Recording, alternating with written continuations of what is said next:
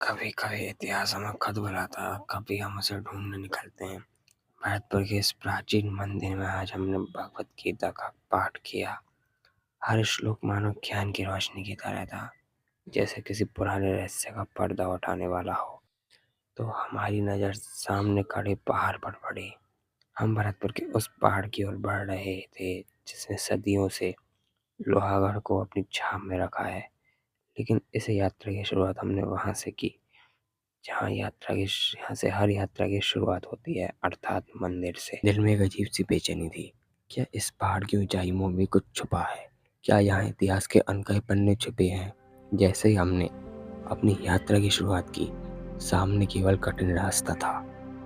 ये एक ऐसा मार्ग जो केवल उन्हीं के लिए था जो इतिहास को महसूस करना चाहते थे। सीढ़ियाँ दिखाई दे रही थी, लेकिन उनका अंत कहाँ था ये कोई नहीं जानता था। हमने देखा कि वहाँ पत्थरों से बनी संकरी सीढ़ियाँ ऊपर की ओर जा रही थी। ये सीढ़ियाँ इतनी पुरानी थी कि कहीं कहीं वे टूट चुकी थीं, तो कहीं जमीन में धंस गई थी। हमने पहला कदम रखा, फिर दूसरा, और फिर धीरे धीरे आगे बढ़ते गए। हर कदम के साथ एक नया अनुभव हो रहा था। हर कदम जैसे हमें इतिहास की गहराइयों में ले जा रहा था। पसीना टपक रहा था, सांसें तेज हो रही थी। हमारे दिमाग में सिर्फ एक ही सवाल था, क्या इस पहाड़ के ऊपर कुछ खास मिलेगा? जैसे जैसे हम ऊपर चढ़ते गए, भरतपुर शहर छोटा होता गया, लेकिन हमारा रोमांच और बढ़ा।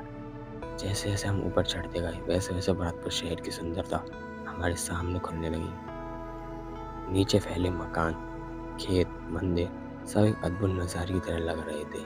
लग रहा था जैसे पूरा शहर हमारे सामने बिछा हो। थकान के बावजूद हम आखिरकार पहाड़ की चोटी पर पहुंच गए।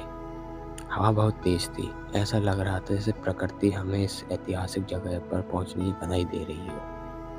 हमने चारों तरफ देखा। वहां पहुंचकर हमें जो मिला उसने हमारे मन में रोमांच भर दिया।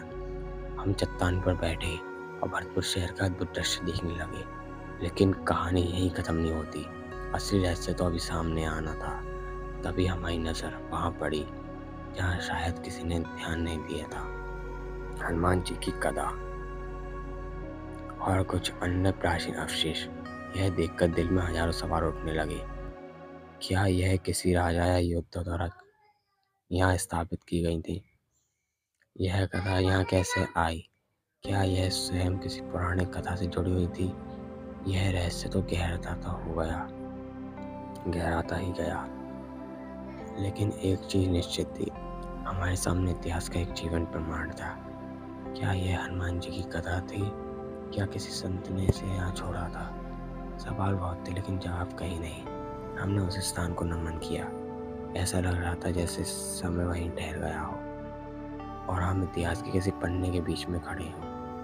हमने आज यहाँ सिर्फ एक कथा को नहीं पाया, बल्कि एहसास पाया कि हमारे आसपास का हर पत्थर, हर पहाड़, हर मंदिर अपने अंदर एक कहानी समेटे हुए है। वह जरूरत थी उसे सुनने की। शायद वो कथा हमें यह बताने के लिए मिली थी कि यह धरती सिर्फ जमीन का टुकड़ा नहीं है, बल्कि यह इतिहास की धड़कन है जो हमेशा जीवित रहती है। इतिहास अपनी रहस्य आसानी से नहीं खोलता, लेकिन यह कथा हमें एक नया संकेत दे रही थी। यह पहाड़ केवल एक चट्टान नहीं था, यह इतिहास की गहराइयों से भरी हुई एक जीवित कविता थी। भरतपुर का यह पहाड़ केवल पत्थरों का ढेर नहीं, बल्कि इतिहास, भक्ति और वीरता का जीवंत गवाही है।